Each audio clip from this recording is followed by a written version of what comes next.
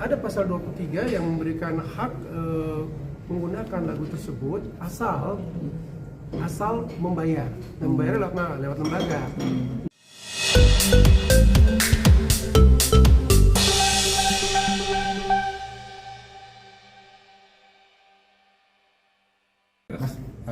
Mas Ebi kan masalah ini bukan cuma antara pencipta sama performer gitu, ada lebih luas lagi. Iya, ada buat ada IO yang datang juga, organisasi manajer, lalu ada kalau soal penggemar ya, promotor. Mereka masih banyak saya rasa yang mengharapkan mendengar lagu Dewa dari Mas Ebi, mengharapkan mendengar Siripati dari Mas Ebi. Mereka juga akan dirugikan ketika ada larangan, nggak bisa boleh. Makanya doain aja, ya kan? Sebenarnya ya. Doa yang baik aja, jangan menghujat di komen-komen, nggak usah. Iya benar tuh. Kita berharap ya teman-teman penggemar musik Indonesia terus menyokong upaya yang positif supaya pencipta itu terlindungi dan pengumpulan royalti ini berlangsung dengan sistematis dan juga masif sehingga pencipta itu mendapat kemakmurannya gitu dan teman-teman semua bisa menikmati suguhan yang baik, suguhan yang bagus. Tapi kalau dari teman-teman performer dan musisi sendiri dengan adanya undang-undang LMK ini dianggap merugikan nggak sih? Karena kan ibaratnya ya udahlah biasa menyanyi hal itu, tapi ketika di luar kan jadi beda lagi. Sekarang harus ditarik lah ibaratnya. Kalau menurut saya dari Krispati, kami sangat-sangat diuntungkan dengan pasal 23 ayat 5. Iya. Dengan itu kami bisa bekerja kembali, di mana kami bisa dengan baik membayar. Karena kami tidak niat itu dengan baik untuk menghargai Badai. Jadi kita selalu membayar dengan MKN, bahkan kami mengapresiasi Badai juga pribadi langsung. Jadi kami itu untuk itu rapi. Makanya jujur, kenapa saya hadir di sini mewakili teman-teman, agak bingung juga apa yang diperjuangkan Badai di sini gitu. Karena kan kalau di bawain itu pun Krispati, semua lagu-lagunya sebanyakan di Krispati. Sedangkan kita rapi untuk membayarkannya. Nah itu yang kita bingung. Tapi nggak apa-apa. Jadi sama-sama belajar. Proses. Tapi semua itu kami jujur rajin untuk menghargai apresiasi Badai dari pribadi ke dia, juga untuk melalui Kewami. Gitu. Ya kalau saya pikir ya mungkin secara praktis beginilah. Kalau saya nih setuju apabila tarif yang ditentukan pemerintah ini yang sekarang ini 2% untuk setiap pertunjukan itu dinaikkan saja. Pertama supaya ada lebih banyak dana yang dikumpulkan untuk penyelenggaraan LMKN ini atau lembaga pengumpul ini. Kemudian yang terpenting ada juga dana yang terkumpul lebih lagi untuk si pencipta. Nah masalahnya nggak semudah itu ketika IO atau promotor ini yang mungkin sampai saat ini banyak yang tidak taat ya, kemudian kami ini artis malah jadi dituduh. Sebenarnya kan ini kan penyelenggara dan IO ini yang harusnya bertanggung jawab untuk secara tertib membayar gitu kan.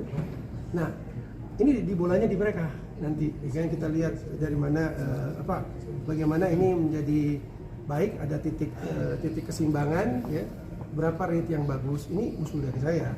Selain daripada yang tadi saya bilang, konsentrasilah kepada performer, artis atau band yang punya nama dulu, yang penghasilannya relatif besar. Itu sebagai contoh supaya supaya sistem semua ini berjalan.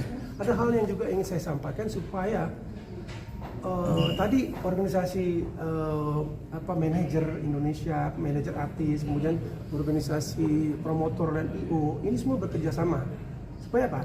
Supaya jadwal-jadwal si artis ini semua kita sama-sama tahu. Dan itu disampaikanlah ke lembaga manajemen kolektif nasional, ya kemudian untuk ditagih kan. Jadi jangan ngumpet-ngumpet gitu, ya kan? Yang susah tuh ngumpet tuh kalau ada ini sih, kalau ada yang lebih private ya. Tapi saya pikir itu sebaik mungkin harus dibuka supaya LMKN tahu ada jadwal si artis ini dikumpulkan lah gitu kan. Berapa lagu yang dibawakan, lagu apa aja yang dibawakan, penciptanya siapa. Jadi ada lalu lintas data ya, itu yang saya harapkan. Mungkin soal transparansi LMK ini sendiri mungkin ini yang menjadi sebuah sandungan juga. Iya, nanti tanya ke LMK aja. Bukan kita yang. Kalau dari musisi sendiri seperti apa ngeliatnya? Bukan, pokoknya kita nggak mau jawab soal hal itu. Saya juga nggak mau jawab tentang permasalahan band lain. Saya nggak mau jawab. Pokoknya yang saya hadir di sini adalah menyelamatkan profesi. Jangan sekali-sekali jadi menyerang salah satu profesi, itu tidak boleh. Nah itu aja. Ya, Oke, thank you. ya, profesi penyanyi itu harus diapresiasi ya. Ya kan? Harus dilindungi juga gitu, selain daripada profesi daripada pencipta, karena penyanyi punya peran dalam membuat lagu itu terkenal, Ya. membuat lagu itu dikenal publik gitu kan. Seperti itulah ya. Berarti di dalam tadi berjalan sebenarnya aman-aman aja Mas ya, ketika misalkan IO-nya taat bilang Harus loh, waduh, kalau gini loh Mas, kalau IO itu taat, semua IO itu terdidik, artinya terdidik dalam hal mengetahui aturan-aturan hukum yang ada. Ini banyak sekali royalti bisa dibagikan. Dan satu hal, memang saya dengar di periode-periode yang lalu, ya, lembaga ini mungkin lebih banyak mengumpulkan dari TV, dari radio, dari yang lain-lain ini, ketimbang langsung konsentrasi pada pertunjukan. Nah, mereka sekarang udah angkatan keberapa? Mungkin angkatan ketiga ya, harus berkonsentrasi pada pertunjukan, karena pertunjukan ini sensitif sifatnya, gitu kan. Meskipun kita nggak tahu, mungkin jumlahnya kalah dari TV, saya nggak tahu, tapi yang jelas ada banyak potensi yang bisa dikumpulkan untuk kepentingan semua pihak, khususnya untuk pencipta. Mas, tapi ada nggak sih undang-undang yang kayak melindungi kayak pencipta lagu buat ngelarang penyanyi lain untuk membawakan lagunya tuh? Kalau kami lihat dari tadi ya, pemaparan dari Ibu Dirjen juga sudah cukup jelas, Pon.